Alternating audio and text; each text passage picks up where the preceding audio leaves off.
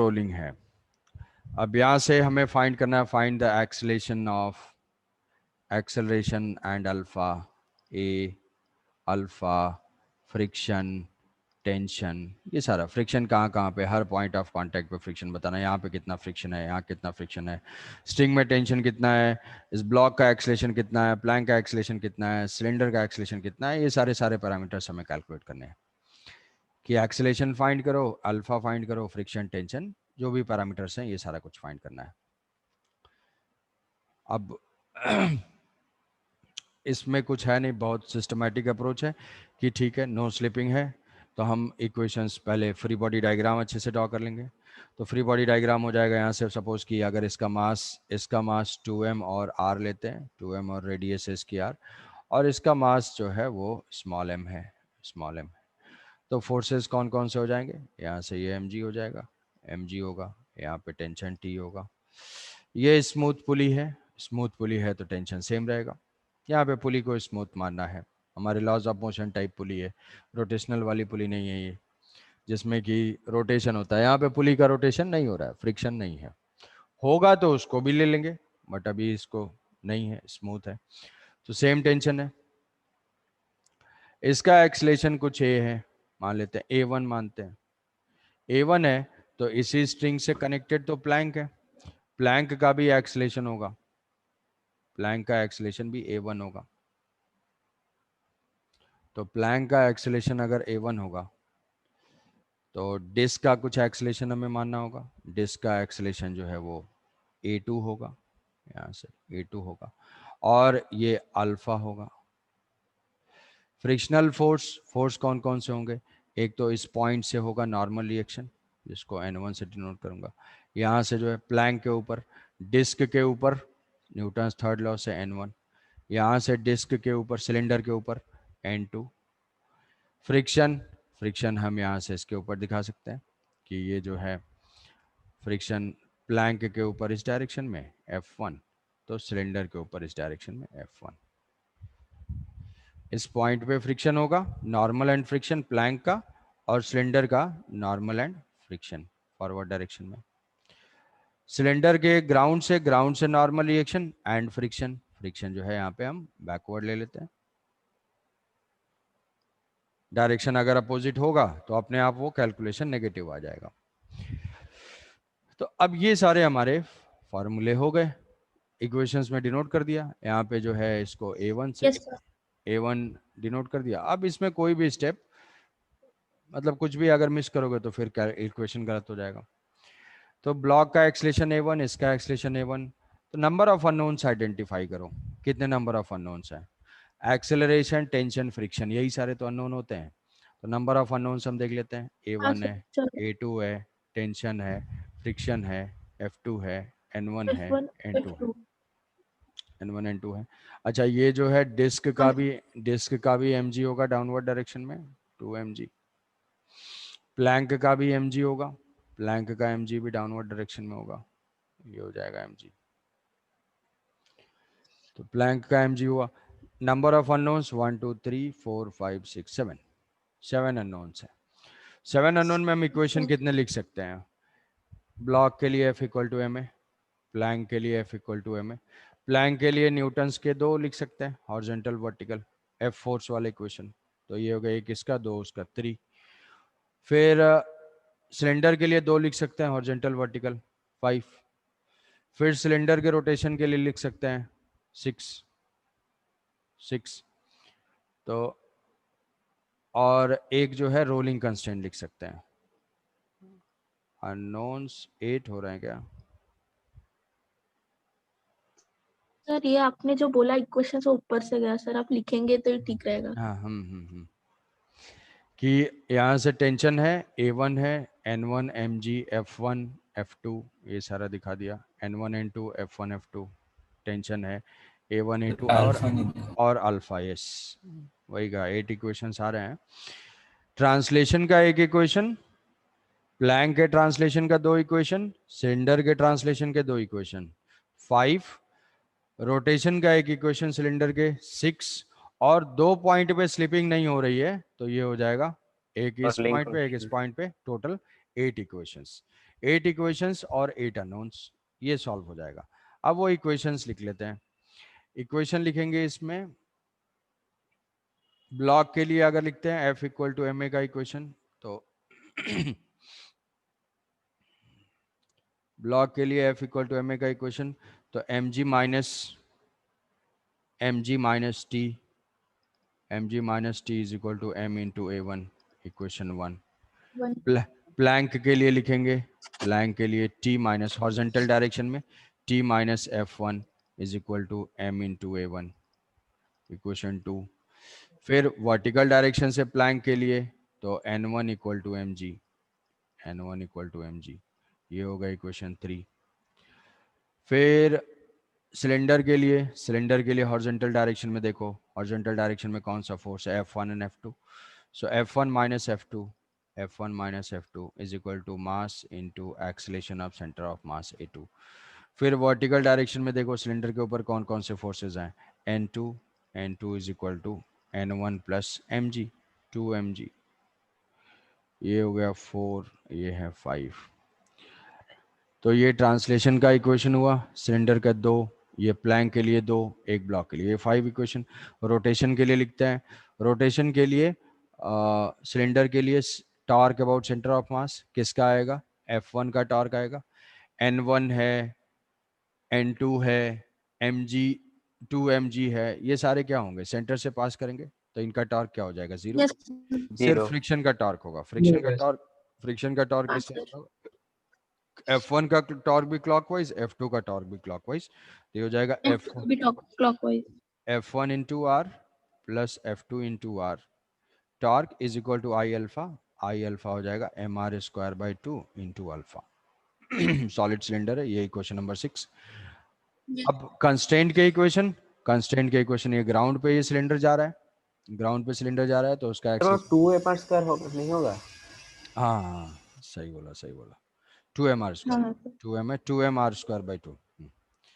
Sir, mr² alpha हो जाएगा सीधा।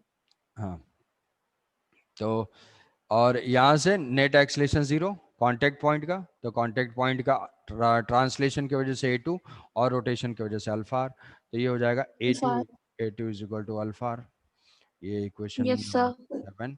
और इस पॉइंट पे प्लैंक का जो एक्सलेशन होगा वही सिलेंडर का एक्सलेशन होगा, क्योंकि वो स्लिप नहीं कर रहे हैं। तो क्या हो जाएगा, प्लैंक का एक्सलेशन A1 राइट की तरफ, सिलेंडर का एक्सलेशन A2 और due to rotation alpha R, तो ये क्या हो जाएगा, A1 is equal to A2 plus alpha R, ये है इक्वेशन नंबर 8। इक्वेशन नंबर 8, हाँ और यस सर। ये है हमारे सब हाँ सर। 8 ठीक है। अननोन्स है, F1 F2 N1 हाँ N2 yes A1 A2 alpha, ये जो है सॉल्व होगा।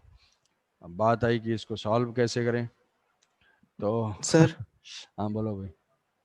सर मैंने ट्रांसलेशन रोटेशन में अलग अलग नाम देख के उसका इक्वेशन लिखा, मैं एक ऐसे नहीं लिखा, चलेगा मतलब वैसे? मतलब क्या लिखा, मतलब ट्रांसलेशन में M G minus T is equal to M A dash, सब मतलब नाम लिख, ऐसे लिखने से चलेगा? मतलब क्या लिख दिया, ट्रांसलेशनल मोशन ऐसा लिखा, मतलब ट्रांसलेशन, हाँ यस सर, और रोटेशन दोनों का अलग अलग। लिख दो और चलेगा, क्या दौड़ेगा, अच्छी बात है। हाँ यस। तो यहाँ से इसको फाइंड करना है, तो A1 A2 में से हम कुछ फाइंड कर सकते हैं। एक तो है कि कंस्ट्रेंट इक्वेशन में पुट करने से हो जाएगा, यहाँ से A2 is equal to alpha, तो A1 is 2 equal alpha two हो 2, जाएगा। A1 इक्वल्स टू 2 अल्फा, तो A1 is equal to 2 alpha, F1 F2, देखो हाँ सर। ये N1 की वैल्यू आ गई mg, और N2 की वैल्यू आ गई 3mg, तो ये दो तो वेरिएबल्स हो गए, N1 N2। N1 की वैल्यू पहले डायरेक्ट ही है ये mg, और N2 की वैल्यू 3mg, दो इक्वेशन हो गए, 3 5 बेकार। अब हमको इसमें करना है 1 2 4, अच्छा, तो सबको क्या करते हैं A1 में कन्वर्ट कर देते हैं, सबको अगर हम A1 में कन्वर्ट करेंगे तो ये इक्वेशन तो mg माइनस टी, सारे इक्वेशंस को A1 में कन्वर्ट कर देना है, तो A1 में देखो भाई, किशोर किशोर वैज्ञानिक, देखते रहो तुम लोग, mg माइनस टी ma1, फिर यहाँ से t minus f1 is equal to ma1, f1 minus f2, f1 minus f2 is equal to 2ma2। तो a1 और a2 में क्या रिलेशन होगा, a2 a1 is equal to 2a2। तो जहाँ पे भी 2a2 है उसको क्या कर देंगे a1, तो क्या ये m इंटू a1 हो जाएगा। ठीक है, 7 8 से हम देख रहे हैं कि एक a2 सबको सेम एक्सलेशन सिंगल एक्सलेशन में कर देंगे। तो अल्फा आर को यहाँ पुट कर देंगे तो a2 और 2a2 is equal to a1। तो यहाँ पे 2ma2 था तो 2m को लिख लिया a1, ये हुआ। फिर ये इंटू यहाँ से आ जाएगा f1 plus f2 is equal to m into R alpha, m into R alpha. तो alpha R is equal to a1/2, तो ये हो जाएगा m a1/2, m a1/2। तो आई थिंक ये सफिशिएंट है, सारा इक्वेशन a1 में कन्वर्ट हो गया। अगर हम इसको ऐड करते हैं तो t तो कैंसिल आउट हाँ हो सर। जाएगा, f1 कैंसिल आउट हो जाएगा बट ये f1 एक बच जाएगा, और f2 भी कैंसिल आउट हो रहा है। तो इसको करने के लिए हम क्या करेंगे कि इसमें 2 से मल्टीप्लाई कर देंगे, इस इक्वेशन में इंटू 2, और यहाँ से 2t1 होगा तो इस इक्वेशन में भी इंटू 2।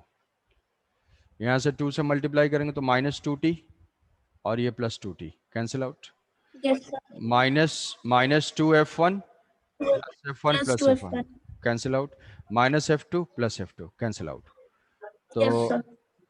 इसको ऐसे करके हम सबको ऐड कर देंगे तो ये कैंसिल होके, ये एक बार चेक करना, 2mg होगा, इस साइड सारा कैंसिल आउट, ये हो जाएगा 2ma1 2ma1 4ma1 5ma1 5 plus 1/2 तो 11 11/2 11ma1/2। 11ma1/2, m 11 हाँ कैंसिल सर आउट है। 11। So a1 equals to 4g/11, 4g/11। तो a1 से जो है a2 की वैल्यू आ जाएगी, a2 is equal to a1/2 2g/11। तो ये पॉजिटिव आ रहा है, मतलब हमारा एज्यूम डायरेक्शन करेक्ट है। यहाँ से अल्फा आ जाएगी, फिर a1 की वैल्यू को यहाँ पुट कर देंगे तो टेंशन आ जाएगा। कितना आ रहा है भाई टेंशन की वैल्यू, वो भी बता दो क्योंकि बाद में तो कुछ करोगे नहीं। 4mg/11 और यहाँ से सब्ट्रैक्ट करेंगे तो mg माइनस 4mg/11 तो 7mg/11, ये ठीक है। a1 की वैल्यू 4 पुट कर दिया, माइनस किया, 11 माइनस 4 7, 7mg/11 क्या 5mg/11। 5 5 कैसे, हाँ सर 7 ही आएगा, ठीक है। 7mg/11 7mg/11। t की वैल्यू पुट करेंगे f1, f1 की वैल्यू पुट करेंगे f2, तो t 7mg/11 और ये 4mg/11 तो 3mg/11 f1।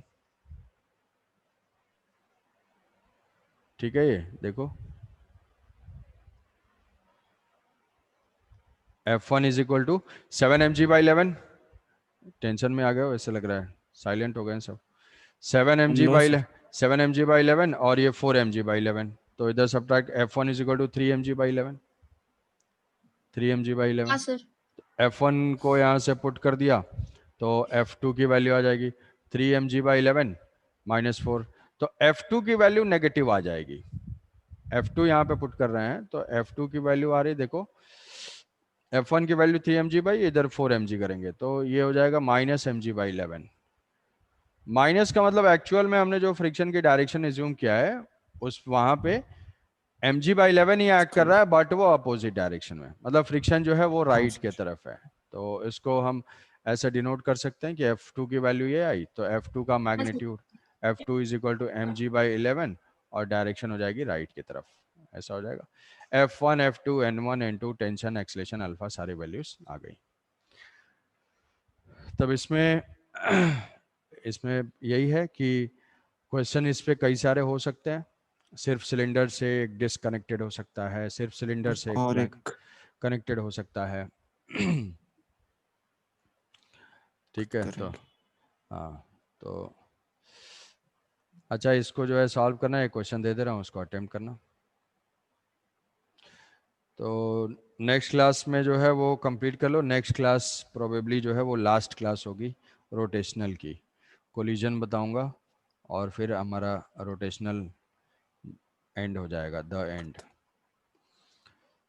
कि ये सॉलिड स्फीयर है, सॉलिड स्फीयर है, सॉलिड स्फीयर पे, सॉलिड स्फीयर मास m रेडियस r और स्ट्रिंग है, इस पे ऐसे वाइंडेड है और ये जो है एक डिस्क से कनेक्टेड है। ये पुली स्मूथ पुली है, स्मूथ पुली है और ये एक डिस्क से कनेक्टेड है।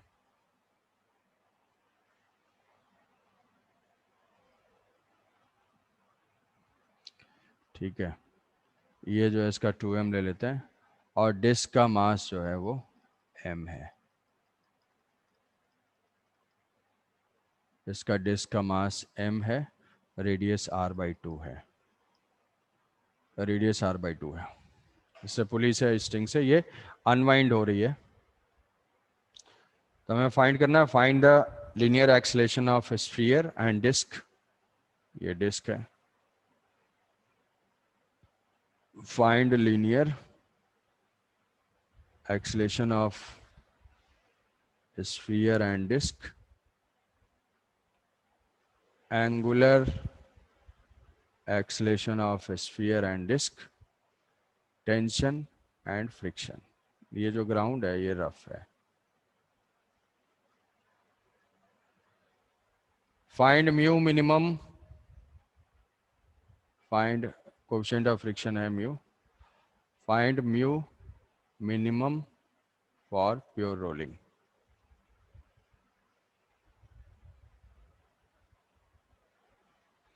तो ये चारों पार्ट्स जो हैं वो सॉल्व करने हैं। ठीक है, तो जल्दी जल्दी अपना रिवीजन Yes, का sir. रिवीजन करके कंटिन्यू इसको कंप्लीट करो, वाइंड अप करो, जो डाउट है उसको क्लियर करो, सो दैट कि चैप्टर एंड हो, साथ ही साथ तुम्हारा भी एंड हो जाए।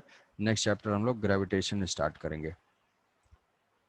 ठीक है, चलो भाई, bye bye, have a good day, enjoy करो। सर हाँ, एक डाउट पूछना है बोलो।